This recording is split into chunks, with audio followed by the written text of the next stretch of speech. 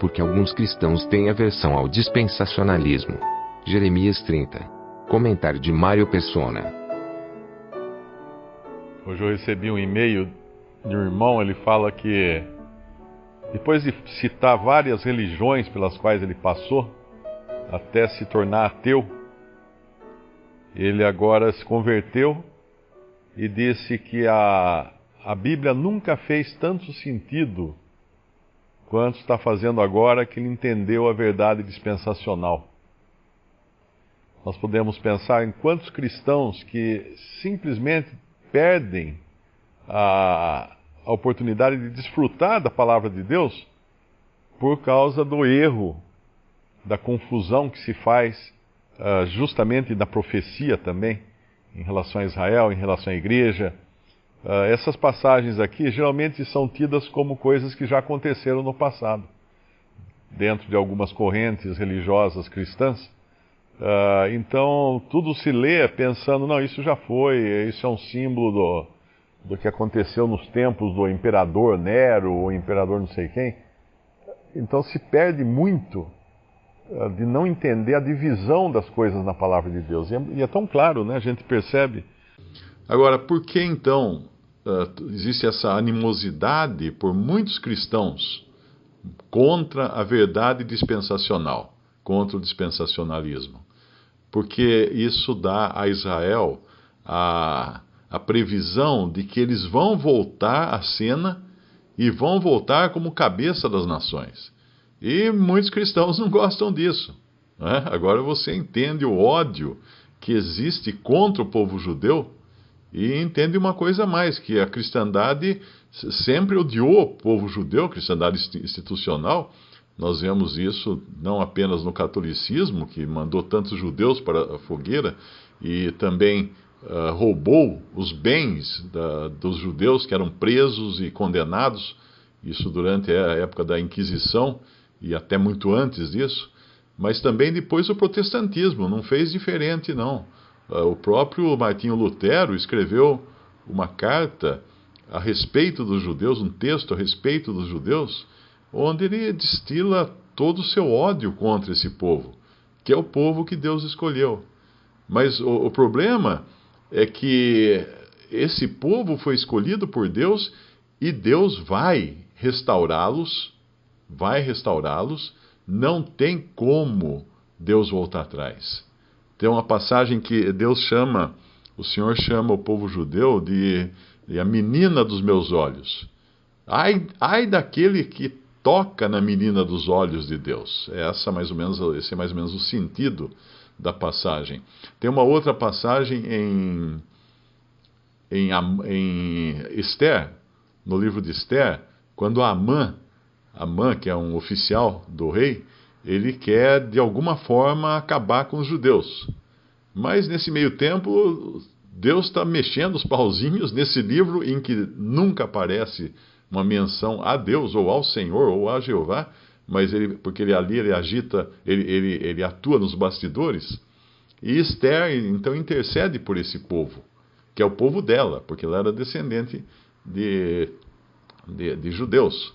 E aí o rei Assuero chama Mardoqueu, e Mardoqueu, que era aparentado de Esther, e pergunta para ele o que se fará ao homem de cuja honra o rei se agrada. Ou melhor, ele pergunta isso a Amã, que é um dos seus oficiais. Mas Amã, então, não sabe de quem o rei está falando, e o rei está falando de Mardoqueu, que tinha denunciado 2 camareiros do rei que estavam tentando matar o rei. E Mardoqueu denunciou esses 2 camareiros. Então ele chama Amã, que é esse oficial, pergunta o que ele acha que deveria fazer, alguém que o rei quisesse honrar. Amã, achando que o rei estivesse falando dele, de Amã, do próprio Amã, né? Já dá uma sugestão. Ele diz assim: para o homem de cuja honra, isso está em Esther, capítulo 6, versículo 7, para o homem de cuja honra o rei se agrada, tragam a veste real que o rei costuma vestir, como também o cavalo em que o rei costuma andar montado, Ponha-se-lhe a coroa real na sua cabeça, entregue-se a veste e o cavalo à mão de um dos príncipes mais nobres do rei, e vistam delas aquele homem a quem o rei deseja honrar, e levem-no a cavalo pelas ruas da cidade, e apregoe-se diante dele. Assim se fará ao homem a quem o rei deseja honrar. Então disse o rei a Amã, em Ester 6:10, apressa-te, toma a veste e o cavalo, como disseste, e faze assim para com o judeu Mardoqueu, que está sentado à porta do rei. E coisa nenhuma omitas de tudo quanto dissesse. E Amã tomou a veste e o cavalo e vestiu a Mardoqueu, levou a cavalo pelas ruas da cidade e apregoou diante dele. Assim se fará ao homem a quem o rei deseja honrar. Veja só a situação de Amã. Aquele que ele queria matar, aquele que ele queria destruir, agora ele tem que andar pela cidade puxando o cavalo do rei, com esse homem vestido das vestes do rei, com a coroa do rei na cabeça, e ainda proclamando que é assim que assim que o rei trata aqueles que ele deseja honrar. E aí em Ester 6:12 continua que depois disso Mardoqueu voltou para a porta do rei, porém Amã se retirou correndo à sua casa, triste, de cabeça coberta, de tanta vergonha que ele estava. E contou a Amã a Zeres, sua mulher, e a todos os seus amigos, tudo quanto lhe tinha sucedido. Então os seus sábios e Zeres, sua mulher, lhe disseram: se Mardoqueu, diante de quem já começaste a cair, é da descendência dos judeus, não prevalecerás contra ele, antes certamente cairás diante dele. Então, o final da história, se você ler o livro de Esther, vai descobrir que no final o rei descobre a trama de Amã para matar, assassinar os judeus em todo o reino, em todos os lugares, e então condena Amã e toda a sua família à morte. Todos eles são mortos. Amã, sua mulher, seus filhos, todos são mortos. Então, ai de quem ousar fazer mal aos judeus. É importante entender isso. Deus tem um lugar no seu coração para os judeus. O que a cristandade não entende, muitos cristãos católicos e protestantes não entendem, é Romanos capítulo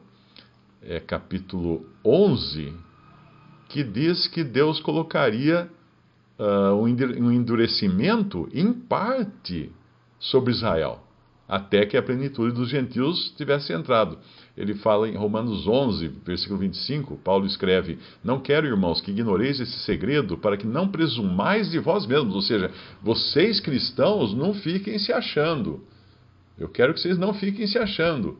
Porque o endurecimento veio em parte sobre Israel, até que a plenitude dos gentios haja entrado. E assim, todo Israel será salvo. Como está escrito: de Sião virá o libertador e desviará de Jacó as impiedades. E essa será a minha aliança com eles. Com eles. Paulo está falando, não com vocês, cristãos, com eles, quando eu tirar os seus pecados.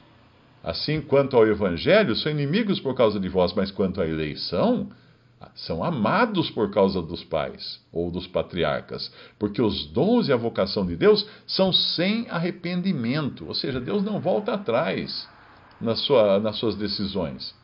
Os dons e a vocação de Deus são sem arrependimento. Isso está no capítulo 11 de Romanos, no versículo 25, ele fala que o endurecimento veio em parte a Israel. Algumas versões falam durante um tempo, mas em parte seria o significado esse, durante apenas um período. Então, daí dá para entender por que existe esse ódio, porque os cristãos acharam que eles iam ser donos da terra e não são. Por isso que durante muito tempo perseguiu-se judeus e cristãos tentaram dominar o mundo pela política, pelas forças, pelo exército, as cruzadas querendo libertar Israel, matando gente, guerra santa para cá, guerra santa para lá. Um irmão me escreveu dizendo que enviou a um cristão, que é amigo dele, alguns vídeos meus. E esse amigo dele ficou irado, dizendo como é que eu poderia falar tão bem de Israel e amar os judeus. Para ele, amar judeus não faz parte do amor cristão. E aí esse irmão que mandou os vídeos ficou sem saber o que responder. Mas a verdade é que isso revela a razão de hoje nós encontrarmos tantos artigos e vídeos de ódio contra o dispensacionalismo. E a razão de ser rejeitado na maior parcela da cristandade. Ou seja, dispensam a doutrina das dispensações, são contra, rejeitam a doutrina das dispensações, porque ela envolve que Israel vai receber o seu lugar no futuro. Vai ser restaurado no futuro. Eles vão se converter, uma parcela de judeus, um pequeno grupo, um pequeno remanescente vai se converter e vai herdar a terra que Deus tinha prometido para eles. O dispensacionalismo reconhece que as promessas feitas a Israel serão cumpridas, e isso enfurece muitos cristãos nominais que pensam que são donos do mundo por direito. O próprio desejo de cristãos intervirem nos assuntos do mundo, como se fossem donos do mundo, mostra o equívoco que é a teologia do pacto, que é aquela professada pela grande maioria dos cristãos, pelo catolicismo, pelo protestantismo fundamentalista, presbiterianos, alguma parte do protestantismo batista, uma parte dos metodistas professam essa teologia do pacto.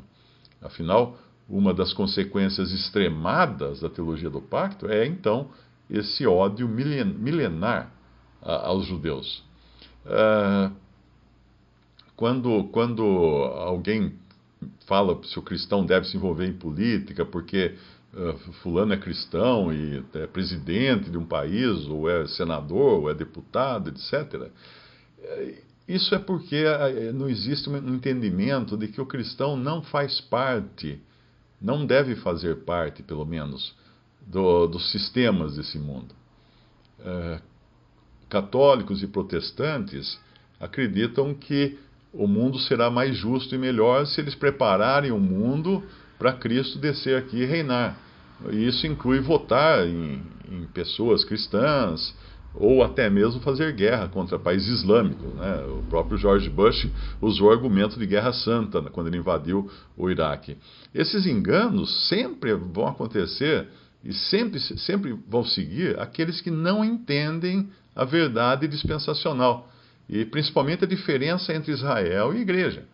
Israel é um povo terreno ao qual Deus deu a terra para habitar, e isso vai se cumprir no reino de 1000 anos de Cristo. Enquanto isso, a igreja, que é um povo celestial, sem esperança ou lugar aqui na terra, aguarda aqui apenas o arrebatamento. Estamos de passagem aqui. Aguardamos o embarque para o céu, para estarmos com Cristo como sua noiva no céu.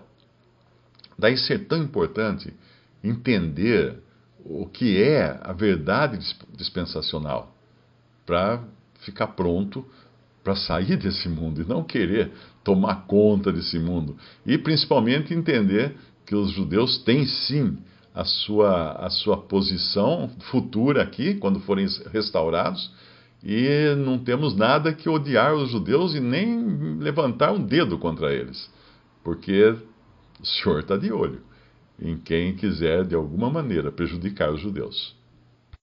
Aqui tem um versículo no final, nós vemos que tudo isso vai acontecer com eles, Deus vai trazê-los de volta à sua terra. Não é, como alguns julgam, o que aconteceu lá em 1948 na Palestina. Os judeus não voltaram para a terra, biblicamente falando. Eles não voltaram segundo a palavra de Deus. Tem uma outra passagem também lá em, acho que é Ezequiel, que fala nunca se viu uma nação em um dia, alguma coisa assim. Mas isso é futuro também. É quando Deus vai restaurar um povo contrito, um povo arrependido, aquele que é o verdadeiro Israel, em humilhação, e não esse povo altivo que está lá. Semana passada alguém escreveu e falou assim, mas a profecia já se cumpriu, eles já estão lá, tudo. Aí eu mostrei justamente uma passagem que fala do estado de humilhação e de reconhecimento do seu Messias, né, na volta. Aí eu disse a ele, pergunte para qualquer judeu o que ele acha de Jesus. aí você vai saber se cumpriu ou não essa profecia. Porque realmente eles têm verdadeira aversão pelo Senhor Jesus. Pergunte se ele crê que Jesus é o Messias. Não, não vai crer. E aqui nós vemos que haverá tanto essa restauração que Deus dá, e ao mesmo tempo um juízo que vai cair, começando pela casa de Deus aqui, no caso, falando agora de Israel, né, começando por aqueles que professavam ser judeus, e obviamente incluído aí também a cristandade, né, a falsa igreja, ou a Babilônia, a grande meretriz, mas também pegando todos aqueles que se levantam contra Israel nessa volta. É o que fala o versículo 22, ele fala: ser-me-eis por povo, e eu vos serei por Deus. E obviamente quando Deus fala que eu vou ser o Deus de vocês, é porque eles vão reconhecer o Senhor como tal. Não vão mais estar avessos ao Messias deles. E aí o versículo 23, eis que a tormenta do Senhor, a sua indignação, saiu. É uma tormenta varredora e cairá cruelmente sobre a cabeça dos ímpios. Quando a gente vai lá em Mateus 24, um versículo que às vezes também é meio nebuloso, Mateus 24, versículo 27, porque assim como o relâmpago sai do oriente e se mostra até o ocidente, assim será também a vinda do Filho do Homem. O relâmpago é uma coisa, é o raio, né? Ele cai forte, ele é rápido, não há como escapar. E aí no versículo 28 diz, de Mateus 24, pois onde estiver o cadáver, aí se ajuntarão as águias. Isso aqui tem um sentido. A águia é uma ave de rapina e é dos animais mais rápidos. Ela vê uma presa, aí não tem mais chance. Ela desce a toda velocidade e agarra a presa. E o cadáver é como Deus vê o homem na sua condição de morto, espiritualmente morto. Então a gente poderia traduzir isso aqui da seguinte maneira: onde estiverem aqueles espiritualmente mortos, o juízo vai descer rapidamente sobre eles. Ou seja, não tem escapatória, não tem para onde correr. E é isso que vai acontecer nesse momento, quando o Senhor Jesus vier para libertar aqueles que são seus, na grande tribulação, e introduzi-los no seu reino. Nesse reino de que fala é o 9, né? Isso, mas servirão ao Senhor seu Deus, como também a Davi seu rei, que lhes levantarei. Esse momento será glorioso para Israel, depois de passarem por uma repreensão muito grande vinda do Senhor, porque eles vão entrar humilhados. Eles vão tomar a terra, mas em humilhação, não como foi feito agora em 1848, e como eles estão lá, que eles estão em altivez, estão como guerreiros, né, tomando pelos seus próprios esforços. Não, Deus vai colocá-los lá. Visite Respondi.com.br. Visite também 3minutos.net.